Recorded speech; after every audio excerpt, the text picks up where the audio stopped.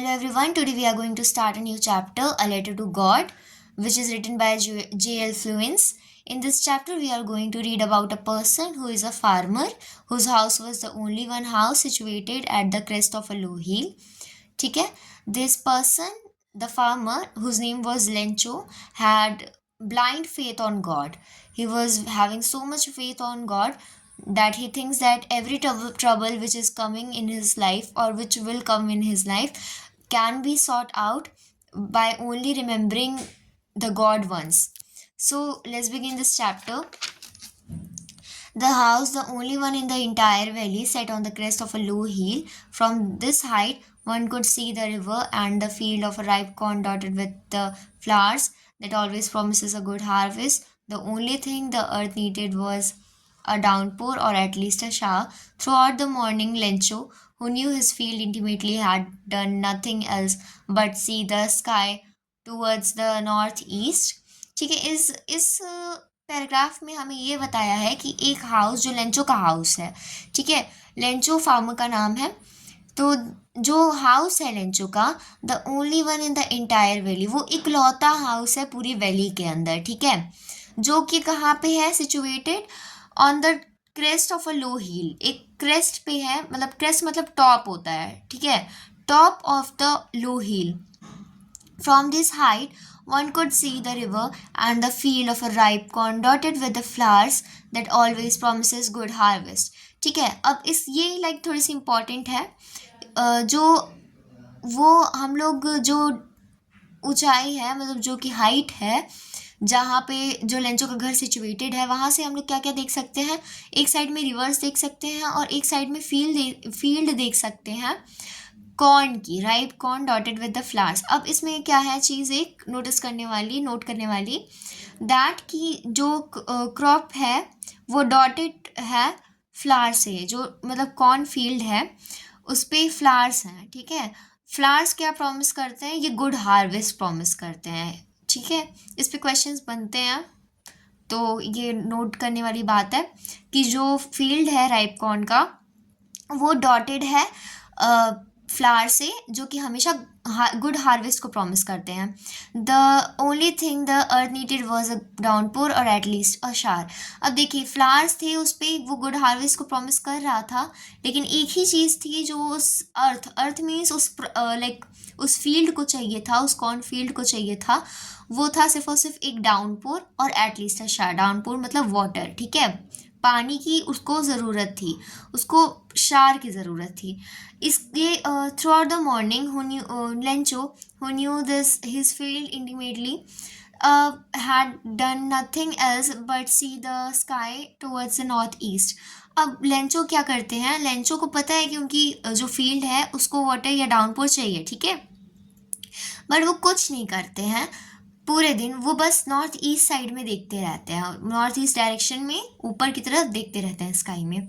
Now we are really going to get some water women. और उस समय वो क्या कहते हैं, वो अपनी वुमेन से, अपनी वाइफ से वो ये चीज़ कहते हैं कि हमें पानी मिलने वाला है, हम लोग को वाटर मिलने वाला है। The women who knew who was preparing supper, जो वुमेन थी जो सपर प्रिपेयर करी थी, डिनर, सपर मतलब डिनर होता है, ठीक है। एक जो उनकी वुमेन थी, वो उनकी वाइफ थी, वो प्रिपेयर करी थी सपर डिनर, वो रिप्लाई करती हैं कि हाँ, येस गॉड्स विलिंग, भगवान की इच्छा पे है, भगवान करें कि बारिश हो, ठीक है, रेनफॉल हो, पानी आए। The older boys were working in the field while the smaller ones were playing near the house until the woman called to them all, come for dinner. It was during the meal that just as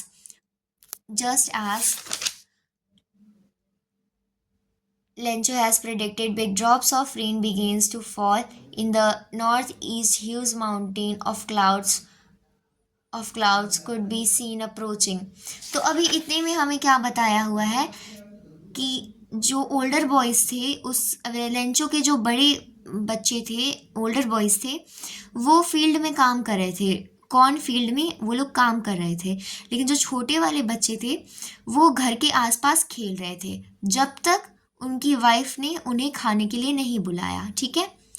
उन्होंने बोला come for dinner, ठीक है। It was during the meal that just as अब खाने खाते के ही समय, मील लेते समय, डिनर करते समय ही उन्हें लेंचो का जो प्रिडिक्शन था, लेंचो हैड प्रिडिक्टेड, ऐसा ही हुआ जैसा लेंचो प्रिडिक्ट किए थे। अब प्रिडिक्शन मतलब क्या होता है?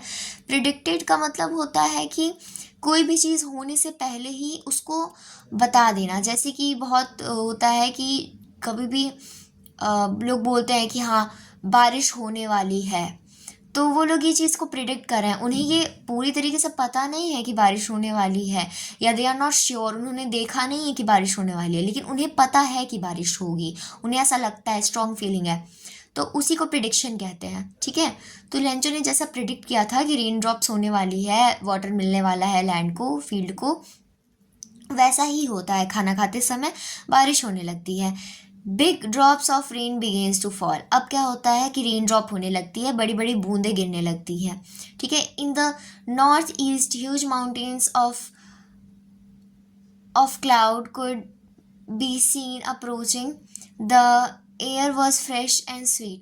अब देखिए इसमें क्या है कि हम नॉर्थ ईस्ट डायरेक्शन, जिस डायरेक्शन में वो देख रहा था उसी डायरेक्शन से माउंटेन्स, बड़े बड़े माउंटेन्स के साइड से बड़े बड़े क्लाउड्स आ रहे थे। ठीक है, क्लाउड्स आ रहे थे जो कि उस साइड में अप्रोच कर रहे थे। अप्रोच मतलब टू मूव फर्दर, आगे की तरफ चलते रहना। ठीक है, अप्रोच मतलब होता है। ठीक है, the air was fresh and sweet. अब आप लोग देखोगे कि जब भी बारिश होती है या जब भी ऐसा मौसम होता है तो क्या होता है कि जो एयर होती है वो स्वीट सी हो जाती है, फ्रेश फील करते हैं, एक काफ़ी अच्छा इन्वायरमेंट हो जाता है। तो वैसा ही उस टाइम पे भी हो रहा है, बारिश होने लगी है, बारिश जैसे बूंदें होने लगी हैं, तो उससे क्या होता है, जो एयर है आसपास की वो फ्रेश और स्वीट हो जाती है।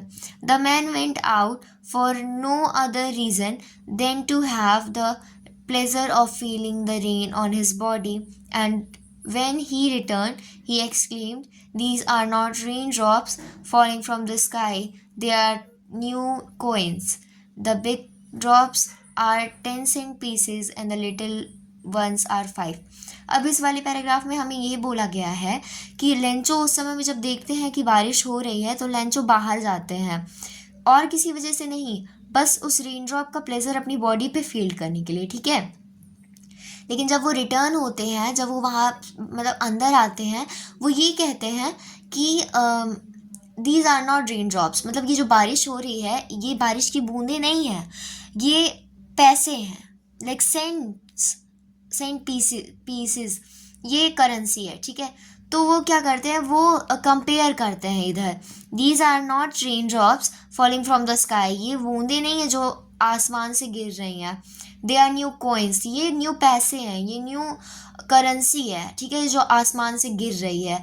वो ऐसा इसलिए कहते हैं क्योंकि जो फील्ड रहती है उस फील्ड को वाटर की रिक्वायरमेंट रहती है, जितनी अच्छी वाटर मिलेगा, जितना ज़्यादा वाटर मिलेगा उतना अच्छा फील्ड होगा, और जो बिग ड्रॉप्स रहते हैं वो ज़्यादा पानी कंटेन करते हैं स्मॉलर ड्रॉप्स के कंपैरिजन में, और जितना ज़्यादा वाटर उतना अच्छा हार्वेस्ट, उतना अच्छा पैसा मिलेगा उन्हें। तो इसी वजह से वो क्या करते हैं, वो बिग ड्रॉप्स को 10 सेंट पीसेस से कंपेयर करते हैं, और जो छोटी वाली ड्रॉप्स रहते हैं उसको 5 सेंट पीसेस से वो करते हैं, कंपेयर करते हैं।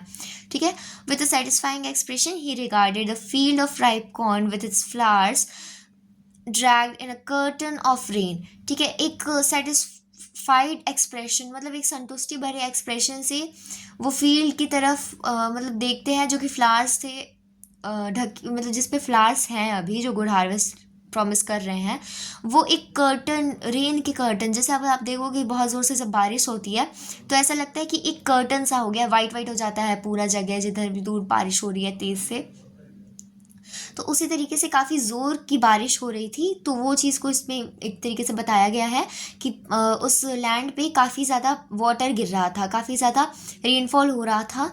ठीक है, तो वो ऐसा लग रहा था कि जो वो जो फील्ड है, वो जो क्रॉप की फील्ड है राइप कॉर्न की, वो एक तरीके से कर्टन में आ गई है रेन के। ठीक है, but suddenly a strong wind began to blow and along with the rain very large hailstones began to fall. ठीक है, अब उस अचानक से क्या होता है, विंड मतलब विंड होने लगती है, बहुत तेज़ की हवाएं चलने लगती हैं, एक तूफान जैसा हल्का सा मौसम होने लगता है, और क्या होता है कि हेल्स रेन, बारिश तो हो ही रही थी, बारिश के साथ साथ हेल स्टॉर्म्स आने लगते हैं। हेल स्टॉर्म्स का मतलब होता है कि पत्थर भी कहते हैं हेल स्टॉर्म्स को, जो कभी कभी बारिश होती रहती है तो गिरने लगते हैं। वाइट कलर का होता है, ये सॉलिड होता है, ठीक है। तो वो भी गिरने लगता है और ये क्या करता है, ये कॉज कर सकता है काफ़ी डेंजर। लाइक हेल्स गिरते हैं तो ये काफ़ी ज़्यादा डैमेज कॉज करते हैं, वो चाहे हमको हो या हमारे किसी भी चीज़ को। लाइक फील्ड को काफ़ी ज़्यादा उसने ख़राब कर दिया था। तो these truly did resemble new silver coins, ठीक है। The boys exposing themselves to the rain. अब देखिए, जब बारिश होती है तो हमेशा ये होता है कि जो बच्चे होते हैं ये बारिश के मज़े लेने के लिए या बारिश में खेलने के लिए ये लोग बाहर बाहर बारिश में निकलते हैं, ठीक है। जो बारिश में खेलने के लिए बच्चे निकले हुए थे, अब वो क्या कर रहे हैं, वो भागते हैं। फ्रोजन पील्स, फ्रोजन पील्स का मतलब हेल स्टॉर्म्स ही है, ठीक है। वो हेल स्टॉर्म्स जो गिरती हैं सड़कों पे, मतलब कि जो वैली में गिरती हैं हेल स्टॉर्म्स, उसको कलेक्ट करने के लिए बच्चे भागते हैं, ठीक है।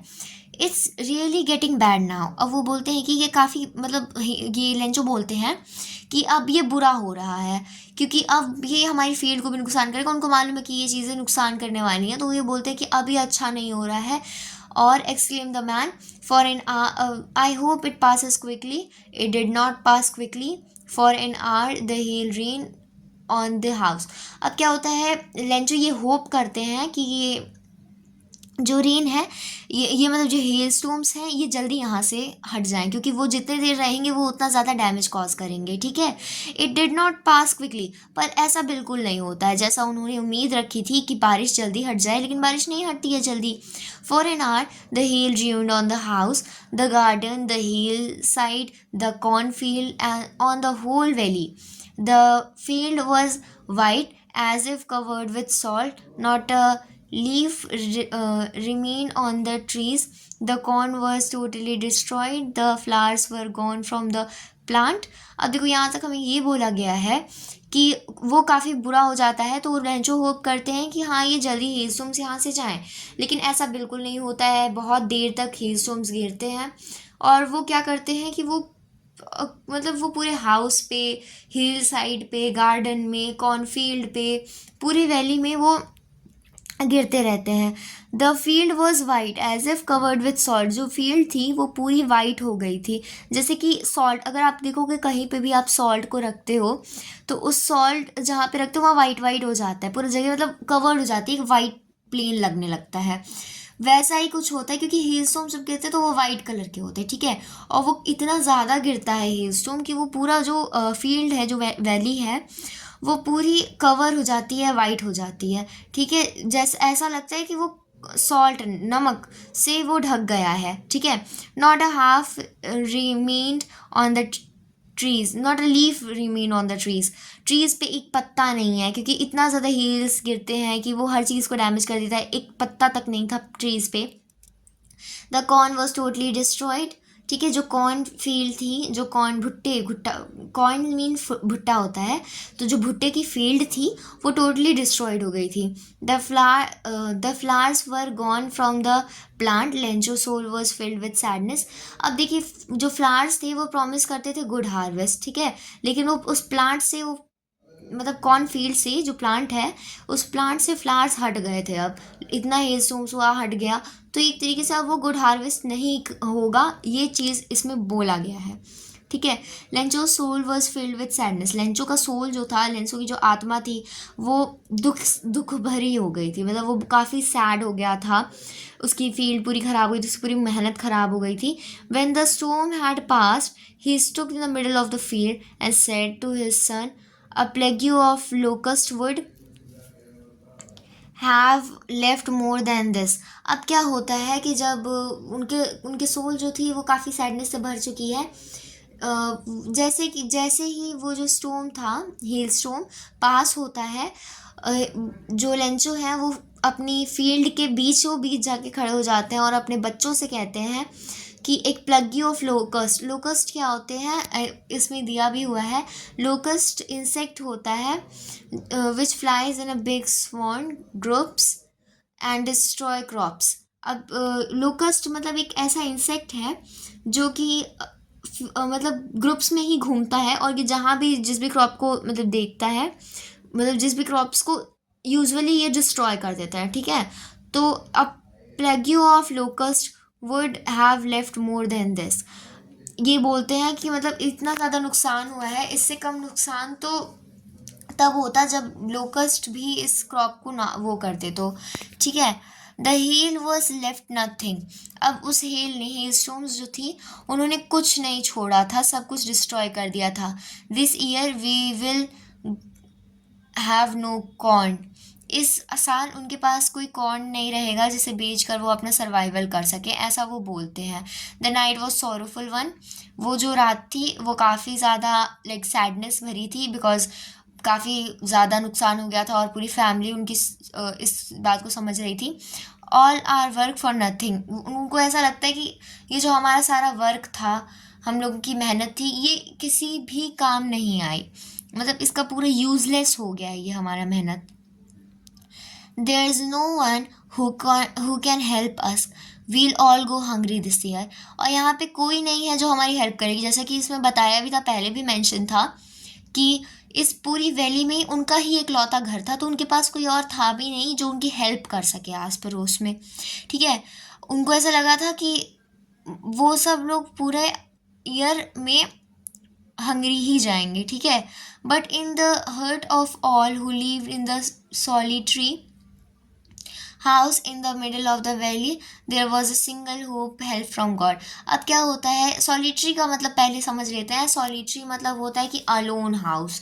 अलोन मतलब अलोन हाउस, सॉलिटरी हाउस मतलब अलोन हाउस, जो कि मिडल ऑफ द वैली में था। उस घर के अंदर जितने भी लोग थे, जितने भी दिल थे, बट इन द हर्ट्स, मतलब जितने भी लोग थे उन सबके दिल में एक चीज़ थी, सिर्फ और सिर्फ एक ही होप बची हुई थी, सबके दिलों में एक ही होप थी उस घर के अंदर, हेल्प फ्रॉम गॉड, कि अब तो भगवान जी ही हमारी हेल्प कर सकते हैं। जब भी ऐसा कुछ होता है कि कोई भी ऐसी प्रॉब्लम आती है तो हम लोग को ये लगता है कि अब तो भगवान ही बचा सकते हैं। काफ़ी टाइम ऐसा होता है कि हम लोग किसी भी मुश्किल पर जाते हैं, स्पेशली जब एग्ज़ाम का टाइम रहता है, तो अब तो भगवान ही बचाएंगे, पता नहीं क्या होगा हमारा।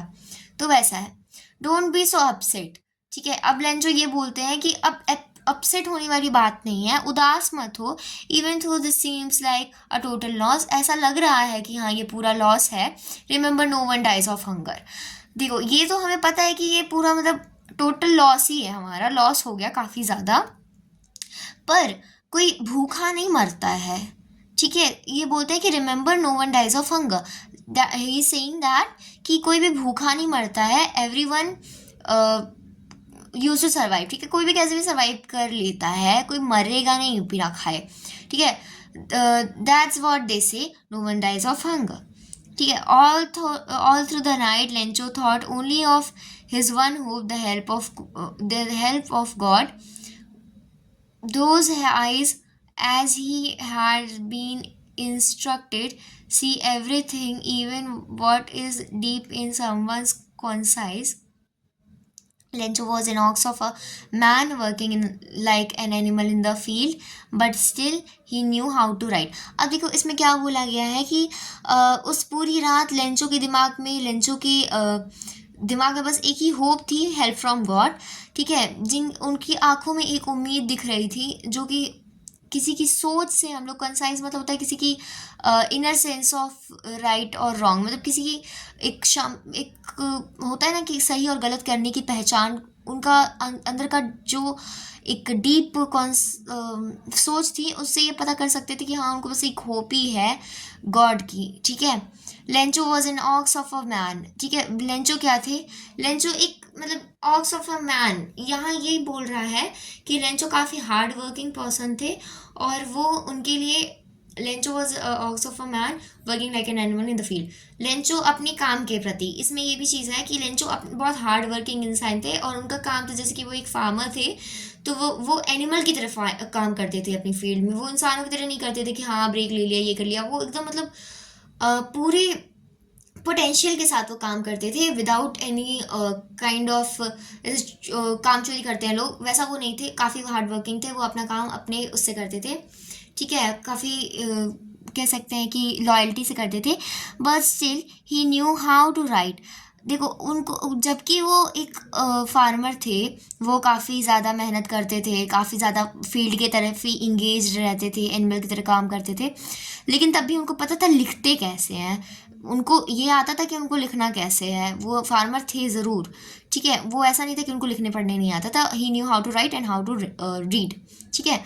The following Sunday at daybreak he began to write a letter which he himself would carry to town and place in the mail, ठीक है। अब आने वाले संडे में इन्होंने क्या किया, डे ब्रेक में, जो उनको फार्म काम करते करते जो ब्रेक लेते हैं, डे ब्रेक लेते हैं फार्मर्स, उसमें इन्होंने एक लेटर लिखना स्टार्ट करते हैं, जिस लेटर को ये खुद ही टाउन लेकर के जाते हैं और मेल बॉक्स में जो होता है, पोस्ट बॉक्स कहते हैं, मेल बॉक्स में उसको डाल देते हैं, खुद ही प्लेस करते हैं उस मेल को, ठीक है, टाउन ले जा करके। It was nothing less than a letter to God. अब उस लेटर में, वो जो लेटर उन्होंने लिखा था, वो एक भगवान को लेटर लिखने से कम नहीं था, ठीक है। God he wrote. अब वो लेटर, सही बताएं तो ये लेटर गॉड ही के लिए लिखे थे, लेकिन आगे जाके किसी इंसान को मिल जाता है, वो हम लोग आगे पढ़ेंगे। तो let's begin. God's God, he wrote, if you didn't help me, my family and I will go hungry this year. I need 100 pesos in order to sow my field again and to live until the crop comes because the hills, and आगे की story उन्होंने फिर बताई कि hills आ गया, उन्होंने destroy कर दिया। तो इस वाले पैराग्राफ में ये लिखा हुआ है कि उस लेटर में लिखा क्या था। तो इस लेटर में ये लिखा था कि गॉड, भगवान जी से वो ये कह रहे हैं कि God he wrote, if you don't help me, अगर आप मेरा हेल्प नहीं करते हो तो मेरी फैमिली और मुझे हंगरी जाना पड़ेगा, मतलब हमें हंगर से वो करना पड़ेगा, सर्वाइव, मतलब हंगर फेस करना पड़ेगा लाइफ में, क्योंकि उनको 100 पैसोस चाहिए रहता है, ठीक है। तो वो हेल्प मांगते हैं। वो 100 पैसोस किस किस चीज़ के लिए मांगते हैं, अपनी फील्ड को वापस सो करने के लिए, वापस क्रॉप्स को लगाने के लिए, और जब तक कि जो क्रॉप्स हैं वो ग्रो नहीं कर जाते हैं, बेचने लायक नहीं हो जाते हैं, तब तक के सर्वाइवल के लिए वो करते हैं, ठीक है। और आगे वो बताते हैं कि उनको चाहिए सर्वाइवल के लिए और उनके क्रॉप्स को वो करने के लिए 100 पैसोस उनको चाहिए। क्यों चाहिए? Because the hell storms. अब आगे का उन्होंने स्टोरी बताया कि हेल स्टॉर्म्स आए और उन्होंने उनकी क्रॉप फील्ड को डिस्ट्रॉय कर दिया, एंड क्रॉप फील्ड डिस्ट्रॉय हो गई, उसकी वजह से उन्हें हंगर से वो करना पड़ेगा। तो ये सब उन्होंने बताया, ठीक है। He wrote to God on the envelope, और उन्होंने एनवलप के ऊपर, जो लेंचो थे वो उन्होंने एनवलप के ऊपर लिखा था कि टू गॉड, भगवान के लिए है ये। Put the letter inside and still troubled went to town, ठीक है। At the post office, he placed a stamp on the letter and dropped it into the mailbox. और उन्होंने क्या करते हैं, वो लेटर के ऊपर लिखते हैं, एनवेलप के ऊपर लिखते हैं टू गॉड, और उसे स्टैम्प लगाते हैं उस लेटर पे और उसको मेल बॉक्स में डाल देते हैं। One of the employees who was postman and also helped at the post office went to his boss laughing heartily and showed him the letter to God, ठीक है। उस टाइम पे क्या करते हैं वो, लाफ्ड हार्डली। अब एक क्या होता है कि एक एम्प्लॉय थे जो कि काम करते थे पोस्ट ऑफिस पे, who was a post man and also help at the post office. वो जो एम्प्लॉय थे वो एक पोस्टमैन थे और वो हेल्प भी करते थे पोस्ट ऑफिस पे, ठीक है। वो अपने बॉस के पास पहुंचते हैं हंसते हुए, मतलब पूरा दिल से हंस रहे थे, वो काफ़ी ज़्यादा हंस रहे थे उस लेटर को देख करके कि कैसे कोई इंसान किसी गॉड को लिख सकता है। अब आपको भी अगर कोई ऐसे कोई लेटर मिलता है जिस पे ऐसी चीज़ें लिखी हुई हैं कि गॉड आप मेरे को हेल्प कर दो और ये सब, क्योंकि सबको पता है कि गॉड है, लेकिन कोई अपने आप को पूरा तरीके से इतना वो करके नहीं गॉड की तरफ कर सकता है कि हाँ गॉड अब तो आप ही मेरी हेल्प करोगे और आप ही लाइक सब कुछ करोगे, ऐसा इतना नहीं। किसी को कॉन्फिडेंस होता है कि वो लेटर ही लिख दे गॉड को। सबको होता है कि हाँ भगवान जी बचा लें, भगवान जी बचा लें, बट कोई लिखता नहीं है लेटर वगैरह। तो आपको भी अगर कोई लेटर ऐसे दिखेगा तो आप लोग ऐसे ही सोचोगे कि आप हंसी आएगी, किसी को भी हंसी आएगी कि हाँ कैसे ही कोई इतना कैसे ही कोई विश्वास करके लिख सकता है, उसे खुद भी कुछ करना चाहिए, ऐसा सबको सोचते हैं। वो हंसते हुए चाहता है। तो जो ऑफिसर रहते हैं, मतलब जो एम्प्लॉय रहते हैं, वो अपने बॉस के पास हंसते हुए जाते हैं। Never in his career has a postman had he is known that address. अब उस एनवेलप पे लिखा हुआ था गॉड का एड्रेस, अब गॉड के एड्रेस पे कैसे ही कोई पहुंचाएगा। तो अपने पूरे करियर में, पोस्टमैन के करियर में जो एम्प्लॉय था उसने कभी भी इस एड्रेस को नहीं देखा था। टू गॉड, ये पता नहीं कौन सी जगह है यार, उसे नहीं मालूम थी, क्योंकि कोई नहीं लिखता है गॉड को, और वैसे भी कोई ऐसी जगह नहीं है कि भगवान के पास कैसे ही कोई लेटर पहुंचा सकता है। The post master, a fat amiable, amiable और फैट का मतलब अभी देख लिए यहीं पे, ठीक है। एमिएबल मतलब फ्रेंडली और प्लीजेंट, मतलब एक पोस्ट मास्टर, अब वो जो एम्प्लॉय था उसके बॉस थे पोस्ट मास्टर, ठीक है। जो पोस्ट मास्टर थे, वो एम्प्लॉय था, वो अपने पोस्ट मास्टर के पास लेकर के जाता है लेटर को, ठीक है। The post master, a fat amiable, amiable मतलब कि एक फ्रेंडली नेचर का इंसान था, और मोटा और फ्रेंडली नेचर का इंसान था जो उनके बॉस थे, ठीक है, फेलो इंसान थे। Also broke up laughing, also broke up laughing, but almost immediately he turned serious and tapped the letter on his desk। और क्या करते हैं कि जब वो देखते हैं कि हाँ, अरे, वो भी हंसने लगते हैं इस लेटर को देख करके कि हाँ भाई, कोई कैसे ही गॉड को लिख सकता है। लेकिन अचानक से उन्हें कुछ ऐसा फील होता है और वो हंसना बंद कर देते हैं, और उस लेटर को अपने टेबल पे वो तुरंत सीरियस हो जाते हैं कि हाँ भाई, ऐसे इंसान की फेथ के लिए वो काफ़ी सीरियस हो जाते हैं। वो क्या करते हैं, लेटर को डेस्क पे टैप करते हैं, कमेंट करते हैं कि what faith, I wish I had the faith of the man who wrote this letter. और वो क्या करते हैं, वो टैप करते हैं उस लेटर को, पटकते हैं उस लेटर को डेस्क पे, और कहते हैं कि क्या फेथ है उस बच्चे, उस इंसान की जिसने ये लेटर लिखा है। मैं विश करता हूँ कि जिस तरीके का फेथ उसके अंदर है, ऐसा ही फेथ मेरे अंदर भी आ जाए, ठीक है। Starting up a correspondence with God, इतना ज़्यादा मतलब कॉन्फिडेंस है गॉड के ऊपर, वो सब, ठीक है। So in order to not to seek the writer's faith in God, the postmaster came up with an idea, answer the letter, ठीक है। अब क्या होता है कि उस इंसान, अब उनको ये लगता है कि क्या फेथ है इस इंसान की, और ये काफ़ी मतलब गॉड पे फेथ रखने वाला इंसान है, ये सोचते हुए उनको ये लगता है कि उन्हें इस लेटर को आंसर करना चाहिए, ठीक है। इस लेटर को इनको आंसर करना चाहिए, और जिससे कि उस इंसान को, जिसने भी ये लेटर लिखा है गॉड के लिए, उसकी फेथ या उसका विश्वास जो है वो गॉड से हट ना जाए, ठीक है। The postmaster came up with an idea, answer the letter, but when he opened it, it was evident that to answer it he needed something more than goodwill, ink and paper। अब जब वो इस letter को खोलते हैं तो उन्हें ये चीज़ पता चलता है कि उन्हें इस लेटर को आंसर करने के लिए सिर्फ और सिर्फ इंक, पेपर और गुडविल ही की ज़रूरत ही नहीं है, अच्छे इरादों की और पेपर और पेन की ज़रूरत नहीं है, उन्हें और भी किसी चीज़ की ज़रूरत रहती है, ठीक है। और but he stuck to his resolution, अब उन्होंने वो ऐसा सोच लिए थे कि अब वो आंसर करेंगे, तो उन्होंने अपनी बात पे अड़े रहे, वो अपनी बात से हटे नहीं, ठीक है।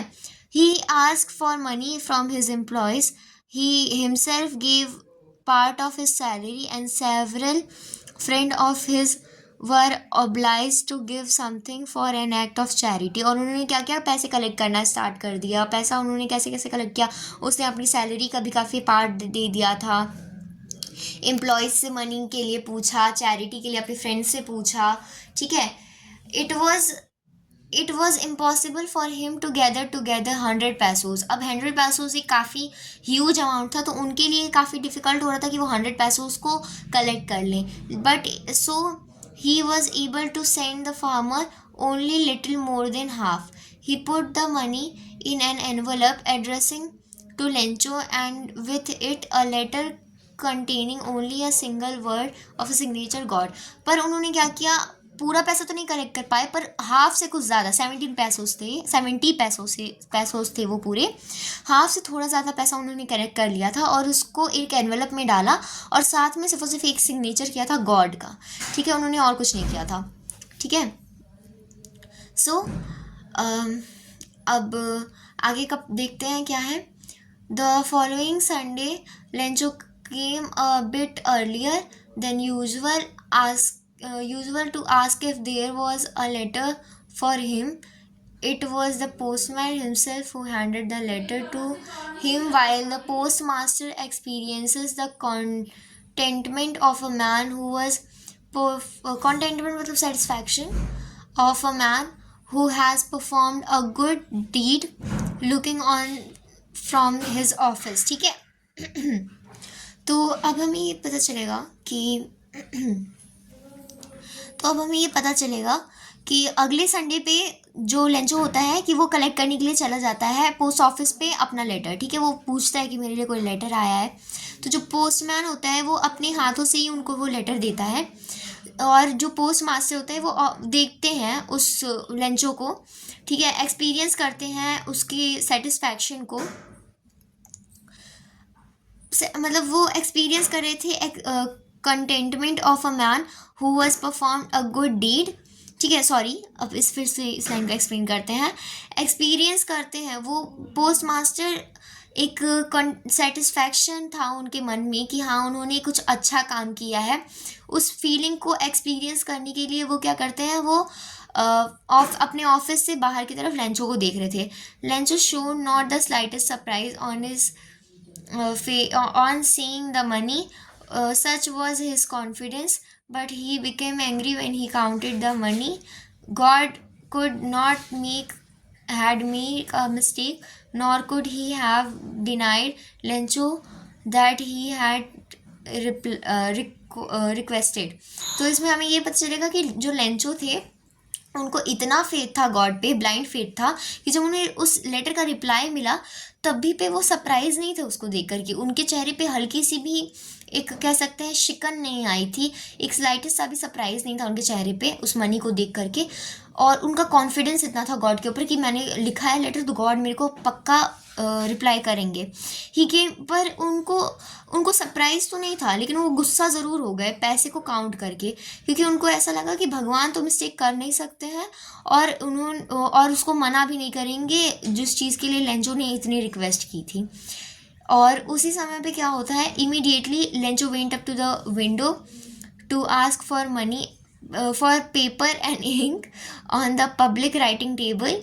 ही स्टार्टेड टू राइट. अब क्या होता है कि लेंचो पहुंच जाते हैं विंडो पे, पब्लिक राइटिंग टेबल पे वो लिखने लगते हैं इंक और पेपर मांग करके. ठीक है, और with much wrinkling of his brow caused by the efforts that he had to make to express his ideas. When he finished, he went to the window to buy a stamp which he licked and then affixed to. अब उस बात से क्या होता है कि Lencho जाते हैं पब्लिक राइटिंग टेबल पे और वो वहाँ पर क्या करते हैं, वो लेटर लिखते हैं गॉड के लिए और उसके बाद से उस पर स्टैम्प लगाते हैं और उसको वापस पोस्ट करते हैं उस द एनवेलप विद द बो ऑफ हिज फिस्ट. और वो उस एनवेलप को फिक्स करते हैं एक मुक्के से अपने हाथों के. ठीक है, the moment the letter fell onto the mailbox, the postmaster went to open it. ठीक है, जैसे ही वो लेटर उसमें डालते हैं पोस्ट बॉक्स में, मेल बॉक्स में, तो तुरंत से जो पोस्ट मास्टर होते हैं वो आते हैं और उस लेटर को देखने के लिए. ठीक है, it said God of course God of the money that I ask for, only 70 pesos reach me. Send me the rest money since I need it very much. But don't send it to me through the mail because the post office employees are a bunch of crooks. Lencho. तो उनको ऐसा लगता था कि जो Lencho को उस पैसे को देख के ये लगा कि जो एम्प्लॉयज़ हैं पोस्ट ऑफिस के उन्होंने पैसा ले लिया है उनका. ठीक है, उन्हें ये नहीं लगा कि हाँ उन्होंने पैसे दिए होंगे या गॉड से पैसे आए तो उसमें सेटिस्फाई हो जाए. उनको ऐसा लगा कि गॉड से कभी मिस्टेक हो नहीं सकती है और आपने जो पैसे भेजे हैं मेरे पास सिर्फ और सिर्फ 70 पैसोज रीच हुए हैं, मेरे को पूरे पैसे चाहिए. और जैसे कि उनको वो कहते हैं कि जैसे कि मुझे इसकी काफ़ी नीड है पूरे पैसे की, तो उनको पूरे पैसे चाहिए. और वो ये भी चीज़ बोलते हैं कि जो आपको पैसे भेजेंगे अब वो किसी और तरीके से भेजेगा, क्योंकि उनको ऐसा लगता है कि जो एम्प्लॉयज़ हैं उन्होंने पैसे ले लिए थे. और लास्ट में वो लिखते हैं लेंचो. ठीक है, तो यहाँ पे ये चैप्टर ख़त्म हो जाता है. इस चैप्टर में ये बेसिकली बताया हुआ है कि एक पर्सन है उसका कितना फेथ हो सकता है गॉड के ऊपर और कितना ज़्यादा एक कह सकते हैं कि काफ़ी ज़्यादा कॉन्फिडेंस कितना हो सकता है किसी इंसान का किसी के लिए, तो उस चीज़ के बारे में इस चैप्टर में बताया हुआ है। एंड इस चैप्टर में एक और चीज़ के बारे में थोड़ा सा देखना है। लाइंस कुछ इसमें इम्पॉर्टेंट है, जैसे कि उसका हाउस कहाँ लोकेटेड था और जो फ्लावर्स थे वो क्या प्रॉमिस करते थे, एज वेल एज कि जो कंपेयर क्यों किया था उन्होंने बिग ड्रॉप्स को 10 cent pieces से एंड स्मॉलर वन को 5 से, ये भी पूछा जाता है अक्सर। तो ये कुछ पॉइंट्स हैं, इन्हें आपको एग्ज़ाम से पहले देख करके जाना है, because it is very important to have a command on the NCERT lines as it is very important in examination. अगर आप NCERT के लाइन लिखते हो तो आपको डेफिनेटली फुल मार्क्स मिल सकते हैं। So that's all for this